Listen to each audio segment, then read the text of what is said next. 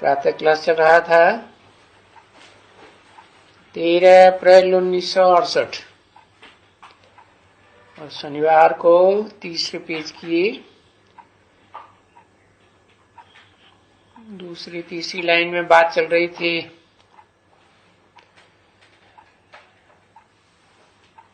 कि चित्रों से सर्विस करनी चाहिए बुद्धि के द्वारा, नई नई पॉइंट निकालना चाहिए। बच्चे कहते हैं हमको सर्विस नहीं है। अरे सर्विस तो सभी के लिए है, जहां जाए वहां सर्विस है। सर्विस के लिए तो ये पत्रे ढेर के ढेर छपाए हैं ना, उसमें गीता का भगवान कौन और ये दोनों जो बिल्कुल ऊंचे से ऊंची आत्माएं। कौन? गीता का भगवान में दोनों आत्माएं ऊंचे से ऊंची कौन है?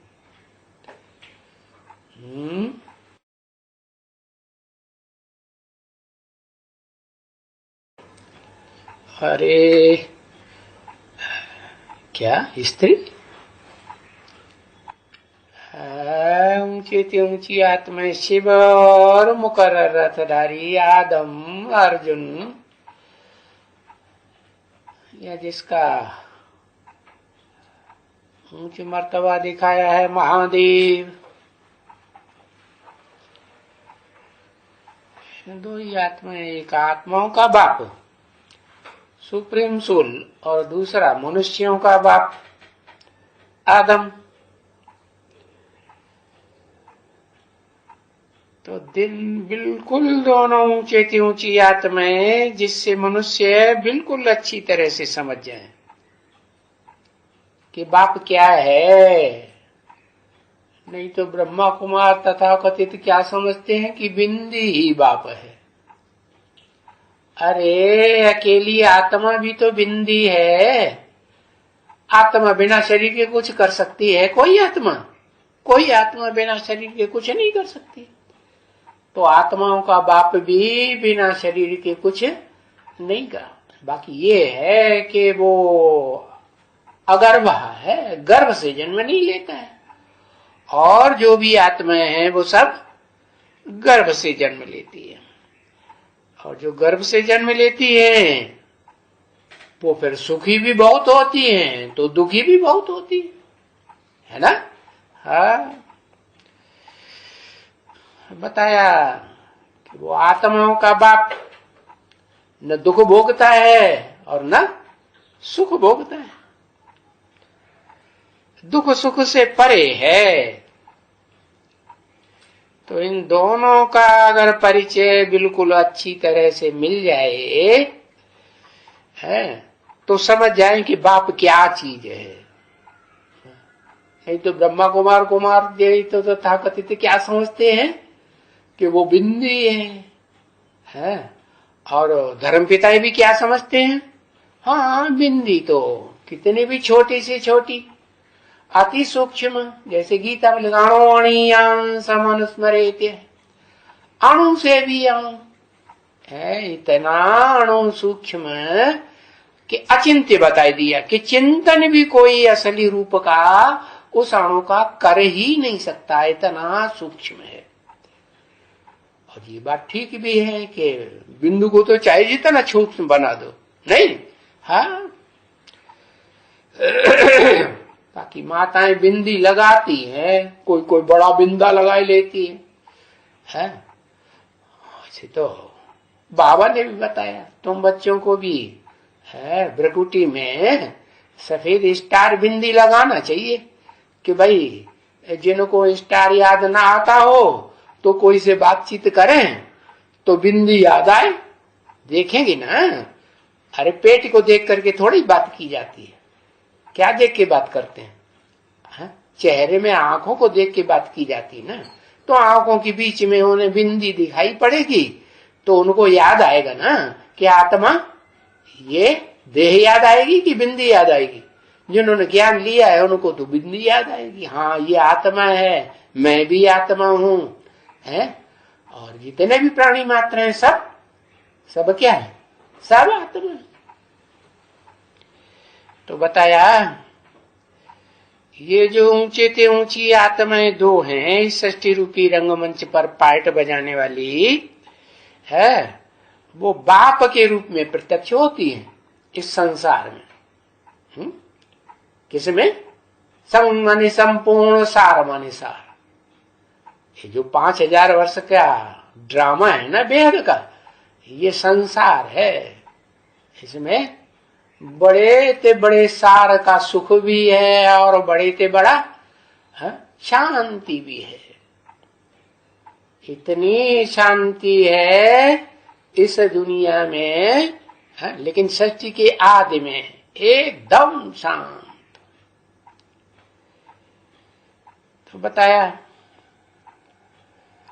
कि समझाएं, ये पत्रे समझाने के लिए निकलते हैं। अभी कैसे ये पत्रे देने चाहिए है? कोई कोई बुद्धू तो ऐसे भी है, बस लिटरेचर बांटते चले जा रहे हैं। अरे लिटरेचर सिर्फ बांटने से नहीं किसी को बुद्धि में बैठेगा, फेंक देंगे। क्या करना चाहिए? थोड़ा बहुत समझाना चाहिए, रूबरू ओरली समझाना चाहिए। फिर उनकी यहाँ देखो कि कांध हिलती है, हाँ बात तो ठीक है, ऐसे कहते हैं, तो फिर उनको पर्चा भी देने से फायदा है। और उनकी कांध हिलती नहीं है, टस से मस नहीं हो रहे हैं, कोई इम्प्रेशन है उनके चेहरे पे दिखाई नहीं पड़ रहा है, तो उन्हें फिर लिटरेचर देने से फायदा है। अरे ये पत्रे जो छपाए जाते हैं, पंपलेट, ये भी तो लिटरेचर है ना। हाँ, तो बच्चों को पता ही नहीं है कि ये कैसे देना चाहिए और किसको देना चाहिए।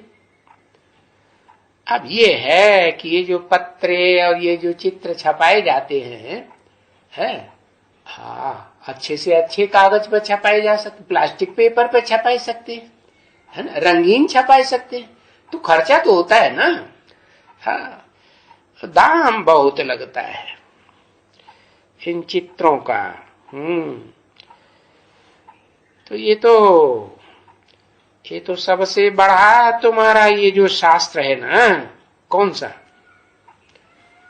शास्त्र है तुम्हारा सबसे बड़ा? गीता। वो गीता नहीं, कौन सी है जो दाढ़ी मूछ वाले ऋषि मुनियों ने लिखी है? कहते हैं ना, व्यास प्रसाद, व्यास की प्रसन्नता से ये गीता हमको मिली। तो वो तो पुराना ऋषि मुनि दिखाते हैं ना, व्यास। हाँ, वो शास्त्र की बात नहीं, सबसे बड़ा तुम्हारा शास्त्र है, ये सच्ची गीता है कि नहीं?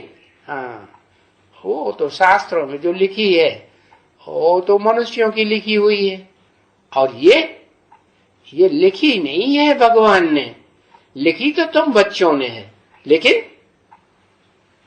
लेकिन ओरली सुनाया किसने? जो भी धर्म पिताएं आते हैं वो ओरली सुनाते हैं कि कोई धर्म पुस्तक लिखते हैं कि भाई इब्राहिम आया, उसने इंजील लिखी, मुसलमानों की प्रसिद्ध किताब है। क्या उन्होंने लिखी? नहीं। या बुद्ध आए, हाँ, उन्होंने धम्मपद लिखा। अरे धम्मपद थोड़े ही उन्होंने लिखा, उन्होंने तो आ करके ओरली, हाँ, रूबरू मुख से जो सुनाया, तो उसे के उनके जो चेले चपाटे हुए फॉलोअर्स, उन्होंने बाद में कई साल के बाद फिर लिखा। ऐसे ही बाइबल में भी जो कुछ है लिखा हुआ है, कहते हैं वो क्राइस्ट ने सारी बात सुनाई। अरे क्राइस्ट ने जो सुनाई है वो क्राइस्ट ने लिख करके थोड़ा ही दी है तुमको, तो तुम प्रूफ बताओ कि हाँ ये पक्का है। उस समय तो कोई टेप रिकॉर्डर थे ही नहीं, ये तो अभी निकले हैं 100-200 साल के अंदर से, 250 साल से, 250 साल भी नहीं, ये तो अभी अभी बाबा के आंखों के सामने। हाँ, तो ये जो शास्त्र हैं और ये तुम्हारा ये जो लिटरेचर है सबसे बढ़िया कौन सा पता है? सबसे बढ़िया तुम्हारा लिटरेचर है ये वैज। क्या? हाँ, ये वैज तुमको मिलते हैं? जड़ ही मिलते हैं कि चैतन्य भी मिलते हैं? तुमको जो वैज मिलता है बिल्ला, हाँ, वो चैतन्य में भी मिलता है कि जड़ ही मिलता है? कैसा मिलता है? तुम्हारी बुद्धि में कौन सा वैज रहता है समझाने के लिए कोई को? हाँ, चैतन्य वैज। चैतन्य वैज में कौन कौन से चित्र हैं पता है? हाँ, कौन कौन से चित्र हैं?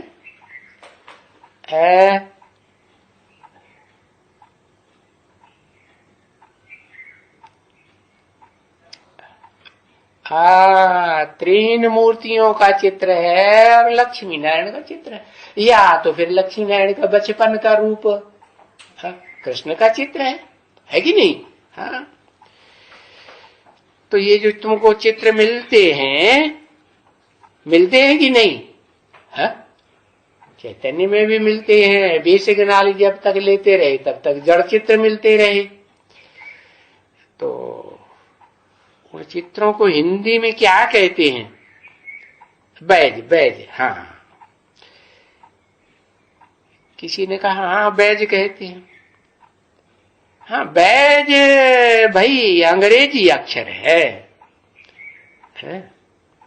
हाँ, तो कोई बैठा था गावड़े का, तो उसने कहा बिल्ला।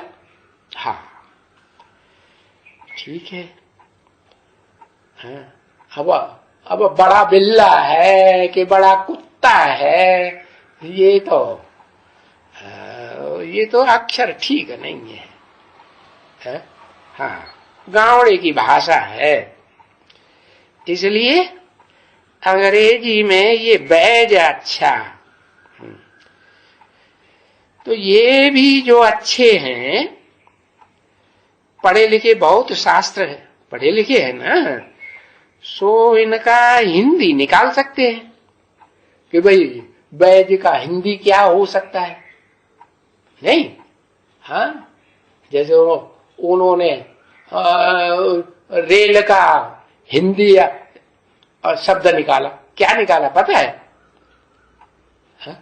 लौह पथगामिनी में लंबा चौड़ा बना दिया। कोई के मुख से सुना रेल का नाम है लौह पथगामिनी?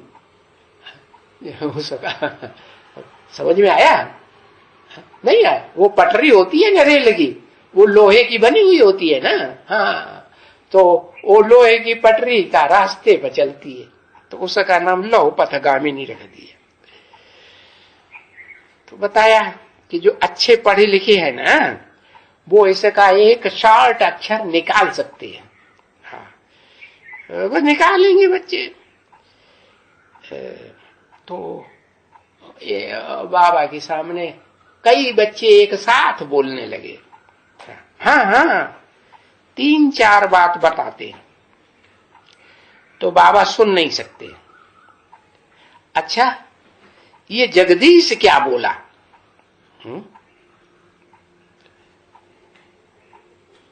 भाई ने कहा, जगदीश भाई बैठा हुआ, उसने कहा तमंगा कह दो। हाँ, कहते हैं तो बोलते हैं। हमको हिंदी में भी जो अच्छी पक्की हिंदी वाला हो ना, वो हमको समझावे है। तो ये तमगा बाबा को समझ में नहीं आया। नहीं तो कोई अक्षर अपना ऐसे होते हैं जो न सिंधी है, न हिंदी है, न फलाना न टीरा। समझाते हैं मीठे बच्चों को। अभी हैं तो ये ज्ञान की बातें, इसमें बोलना पड़ता है, उसमें कुछ भी नहीं बोलना पड़ता है। क्या? किसमें? ये जो बैज का चित्र है ना, हाँ, इसे दिखाई दो, दोनों तरफ दिखाई दो। देखो भाई, ये है त्रिमूर्ति शिव, 3 मूर्तियों वाला है। हाँ, और तीनों मूर्तियों में है, शिव काम करता है क्या? नहीं काम करता। तीनों मूर्तियों में शिव नहीं काम करता। हाँ, करता है। विष्णु में भी, विष्णु स्वर्ग का देवता है या कोई नरक का देवता है? स्वर्ग में शिव बाबा जाता है क्या? जाता है? स्वर्ग में तो शिव बाबा को जाने की दरकार ही नहीं है। जाने की दरकार है नहीं, लेकिन पता नहीं है कि विष्णु तो वास्तव में शिव जब मुकर्रर रथ में प्रवेश करते हैं तो भी विष्णु कहा जाएगा। कैसे है? विष्णु लोक की स्थापना करते हैं कि नहीं? हाँ, तो फिर प्रवेश के जिसमें करते हैं वो विष्णु लोक का रूप भी होगा कि नहीं होगा? है? जिसमें प्रवेश करते हैं वो 3 मूर्ति का रूप है कि नहीं? मूर्ति है या अमूर्त है? मूर्ति है। हाँ, मूर्ति माने साकार है, तो तीनों रूप धारण करता है। ब्रह्मा का पार्ट भी बजाता है, स्थापना का है। काय की स्थापना? किस बात की स्थापना? ब्राह्मण धर्म की स्थापना। अच्छा, तो ब्राह्मण रचता होगा। ब्राह्मण धर्म की स्थापना करेगा तो ब्राह्मण रचेगा कि नहीं? रचता है। ब्राह्मण नहीं रचता। अच्छा अच्छा, तो चोटी का ब्राह्मण कोई गाया जाता है कि नहीं? है? वो कहां से आ गया? है? और ब्राह्मण तो कहा ही जाता है, जो पवित्र रहते हैं उनको ब्राह्मण कहा जाता है। नहीं? हाँ, तो चोटी का ब्राह्मण कैसे हो गया? है? विष्णु की नाभि से निकला। अच्छा, विष्णु की नाभि से निकला। नाभि गड्ढा होती है क्या? नाभि में गड्ढा होता है क्या? अच्छा, तो वो शास्त्रों में भी त्रिगर्त का नाम आया है। गर्त माने गड्ढा। क्या? 3 गर्त हैं, तो पता चले कौन कौन से 3 गर्त हैं, 3 गड्ढे है। हाँ,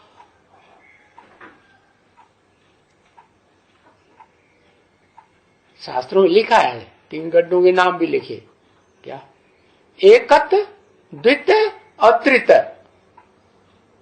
हाँ, वो एक गड्ढे में गिर पड़ा, कुएं में गिर पड़ा।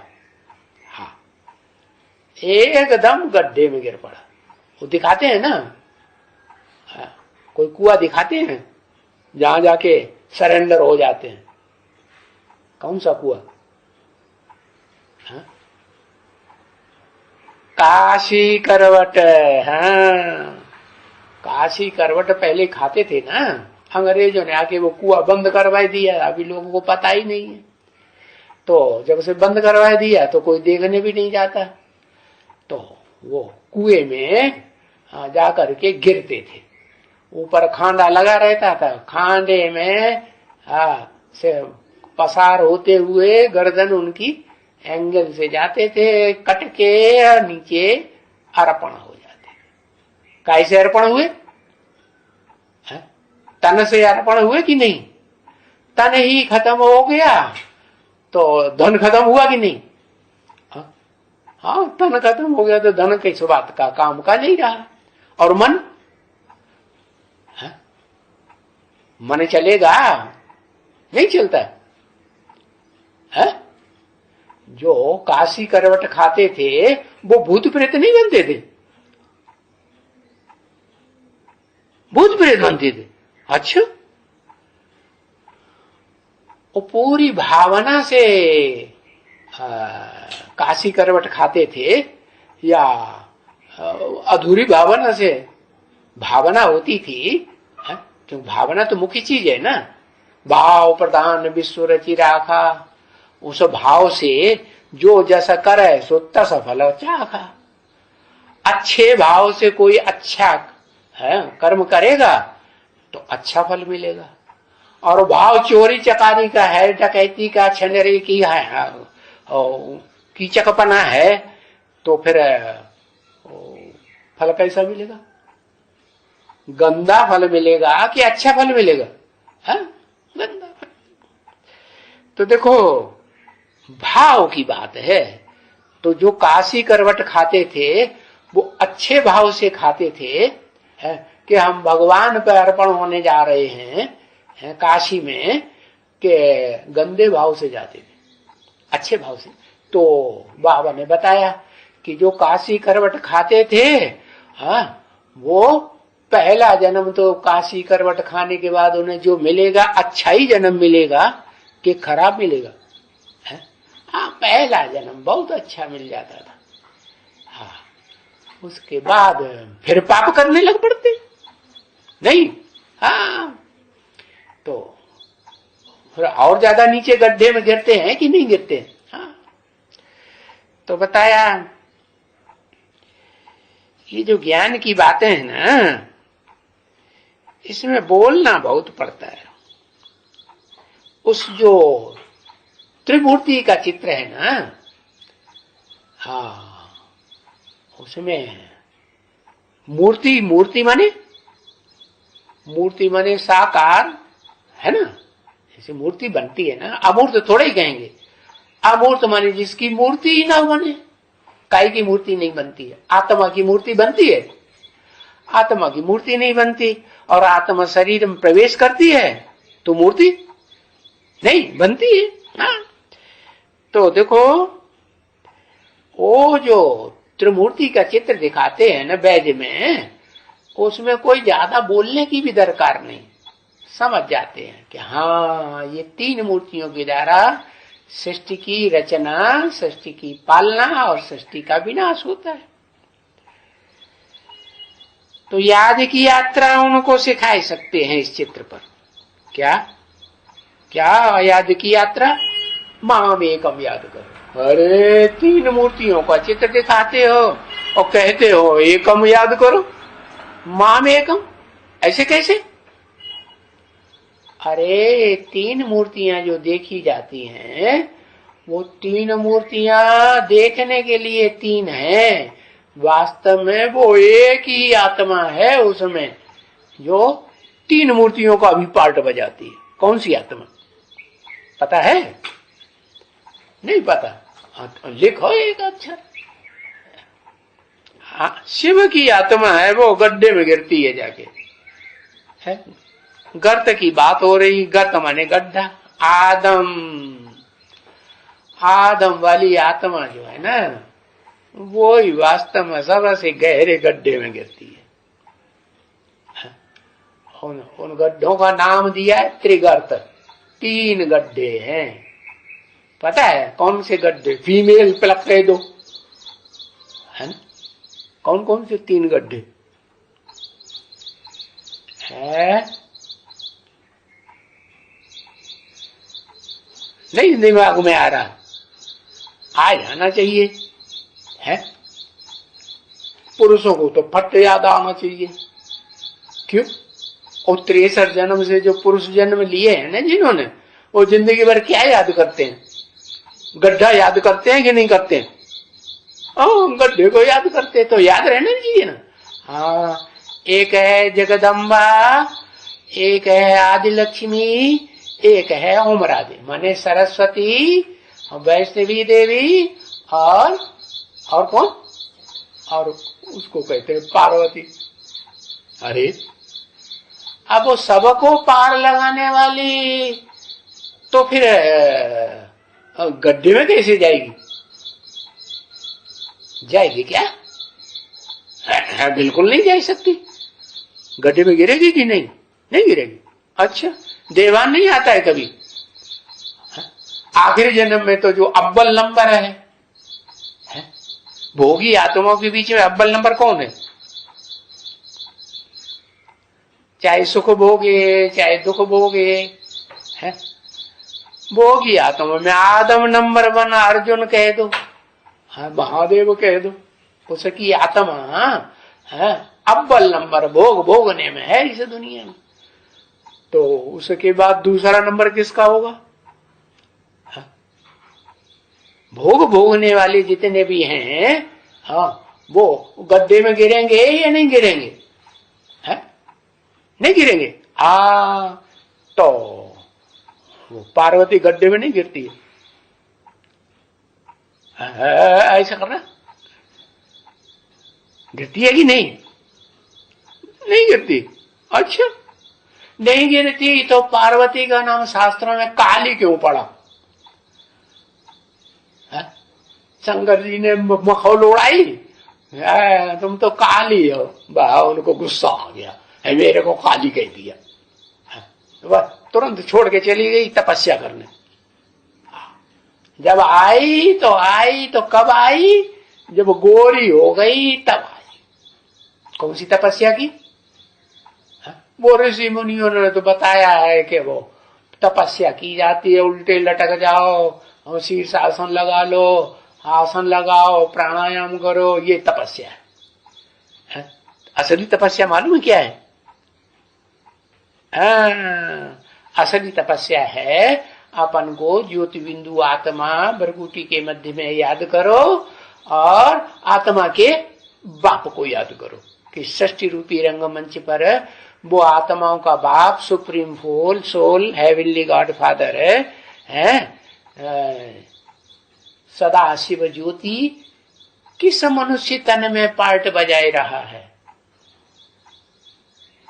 उस अर्जुन के शरीर रूपी रथ को पहचान करके उसमें याद करो तो असली याद है। और नहीं तो बिंदी को याद कर लिया, दादा लिखराज ब्रह्मा में याद कर लिया है, और क्या वो पार्वती की पार्टधारी को जान लिया कि नहीं त्रिमूर्ति के चित्र में, तो उसको याद कर लिया तो गड्ढे में गिरेंगे कि नहीं? है? हाँ, चाहे वो सरस्वती हो, चाहे वो पार्वती हो, और चाहे वो शंकर की मूर्ति ही क्यों न हो, गड्ढे में तो तीनों ही गिरते हैं। लेकिन फिर तीनों गड्ढे से उभरते हैं अपने आप, स्वयंभू बनते हैं, बनते हैं तीनों, एक बनता है। तो एक बनता है तो उसको निकालने वाली कौन? कोई आत्मा है? कौन? पार्वती। भले निकालती है, लेकिन निकालती कब है? पहले ज्ञान धारण करेगी, है, गहराई से समझेगी, तब निकालेगी या पहले ही निकाल लेगी? है? पहले तो खुद ही डूबी, पहले खुद ही गड्ढा, फिर बाद में ज्ञान मिले, उस ज्ञान को सही तरीके से अव्यभिचारी रूप से धारण करे तो फिर खुद का भी कल्याण, और फिर जिसको कुएं में से निकाले गड्ढे में से वो भी उसका भी कल्याण। तो बताया उसे एक को याद करना है। पता चला है? सबसे गहरे गड्ढे में कौन गिरता है? हाँ, जो सबसे ऊंच बनता आदि नारायण, वो सबसे गहरे गड्ढे में गिरता। तो इसका गाया हुआ है, इसे याद का क्या गाया हुआ है? इसे याद को कहते अजप आजाप। मुख से कोई बुदुर बुदुर नहीं करना, कोई कीर्तन नहीं करना है, बोलना कुछ बोलने की दरकार ही नहीं। क्या करना है? अपन को भ्रकुटी के मध्य में ज्योति बिंदु आत्मा समझ के और आत्मा के बाप शिव ज्योति बिंदु को प्रैक्टिकल में पार्ट कहां बजाय रहा है उस रूप में याद करना। नहीं समझ में आया? हाँ, तो बताया इसमें कुछ बोलने की जरूरत नहीं है। जरूरत है नहीं, बस अंदर अंदर मन बुद्धि से याद करते रहो। इसको याद की यात्रा गाई हुई है, कहते हैं आजाप आजाप। यानी कोई मुख से जपना नहीं है, अंदर भी नहीं कि मन के अंदर जब जाप करते रहो अंदर से है। जैसे वो बैंक में नोट गिनने वाला होता है ना, कैशियर, नहीं तो वो क्या वो ऐसे ओट चलाता है? चलाता है? हाँ, वो मन के अंदर गिनता जाता है कि नहीं? है? नहीं गिनता है। जब नोट गिनता है, नोट की गड्डी, तो फिर वो 1 2 3 4 5 अंदर अंदर बोलता है, मुख से आवाज नहीं निकलती, ओट भी नहीं चलते। तो ऐसे ही अगर याद किया वो भी ठीक नहीं। क्या कहा कि अंदर अंदर तुम मन में बोल बोल करते रहो? नहीं, क्या है उसको कहेंगे अजप आजाप। अंदर भी नहीं। और बाहर में तो भक्ति मार्ग में करते हैं राम राम राम राम राम है, कहते हैं कि नहीं? खास कब कहते हैं?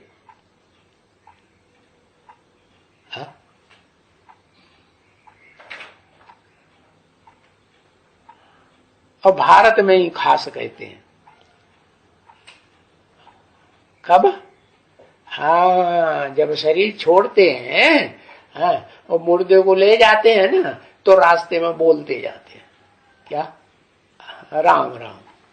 हाँ, राम कहो राम कहो, राम नाम सत्य है। क्या कहते हैं? ऐसे कहते हैं कृष्ण नाम सत्य है? नहीं, एक ही सत्य है, राम का नाम सत्य है। क्यों? शिव नाम सत्य है ऐसे क्यों नहीं बोलते? कारण है क्यों? कुछ नहीं है।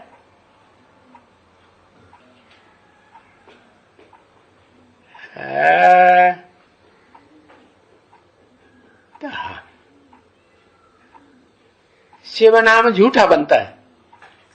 हाँ, शिव नारायण, शिव ना झूठा बनता है ना सच्चा बनता है। अच्छा, शिव की आत्मा सच्चा नहीं है, झूठ बोलती है, न बोलेगी है और न सुनेगी। आत्मा सुनेगी बोलेगी नहीं। जब तक शरीर में न प्रवेश करे तब तक आत्मा न बोलेगी न सुनेगी। अच्छा, तो बाबा ने तो बोला रूह रिहान करो, तो रूह रिहान भी किससे करेंगे? साकार में प्रवेश किया हुआ होगा उससे रूह रिहान करेंगे, ये बिंदी से करेंगे? किसे करेंगे? हाँ, साकार में है ना सुप्रीम सोल है, हेवनली गॉड फादर है ना। हाँ? सदा शिव ज्योति है, वो शरीर में प्रवेश भी करता है तो भी ज्योति रूप बन के रहता है, ऐसे नहीं देह में लगाव लग जाए। हाँ, तो देखो राम राम जो कहते हैं ना, वो अंदर में भी नहीं बोलना है। अंदर में भी जो बाहर निकलता है सो अंदर में पहले आता है, नहीं आता? मुख से जो बाहर बोलेंगे वो अंदर पहले आता है कि नहीं? हाँ, आता है। शिव शिव पहले अंदर में आएगा, नहीं? शिव शिव कहेंगे तो भी पहले अंदर में आए। तो बाबा कहते हैं अंदर में भी शिव शिव शिव नहीं कहना चाहिए है। भले बाहर में दुनिया में कोई कहते नहीं है, क्या क्या नहीं कहते शिव शिव। खास किसको कहते हैं? जब मरते हैं, शरीर छोड़ते हैं, मुर्दे को ले जाते हैं तो कहते हैं राम नाम सत्य है। हाँ, शिव का नाम नहीं लेते हैं। तो जो भी है, नाम जो लिया जाता है वो काम के आधार पर होता है, और काम शरीर के द्वारा किया जाएगा कि बिंदी फुदक फुदक के काम करेगी? करेगी, हाँ, शरीर के द्वारा। तो बाबा कहते हैं अंदर में भी शिव शिव शिव नहीं कहना चाहिए। भले बाहर में नहीं कहते हैं, अंदर में शिव बाबा शिव बाबा शिव बाबा ऐसे नहीं कहना चाहिए। हाँ, सिर्फ बाप को याद करना है, सिर्फ बाप को। ये क्या बोला? सिर्फ बाप को, क्या मतलब? अरे क्या मतलब हुआ सिर्फ बाप है? पहचान के। हाँ, सिर्फ बाप का मतलब नहीं जैसे ब्रह्मा कुमारियां समझती हैं, सिर्फ बाप माने बिंदी बाप है, निराकार आत्माओं का बाप बिंदी, या निराकार आत्माएं भी बिंदी, आत्माओं का बाप बिंदी नहीं है। सिर्फ बाप का मतलब है कि वो बाप कोई साकार मनुष्य तन में प्रवेश है, जिस साकार मनुष्य तन में प्रवेश है वो मनुष्य सृष्टि का सारे मनुष्यों मात्र का बाप है। पहले पहले इस सृष्टि रूपी रंगमंच पर वो ही प्रत्यक्ष होता है, नहीं? हाँ,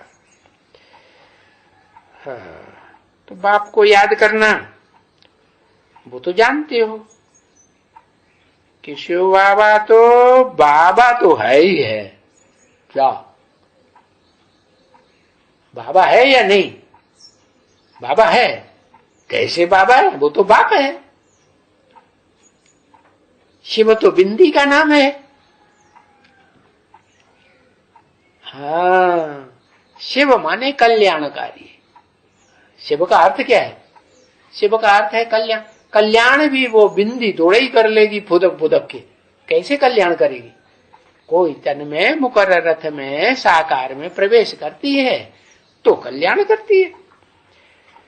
तो वो जानते हो कि शिव बाबा तो बस है ही है। ओम शांति।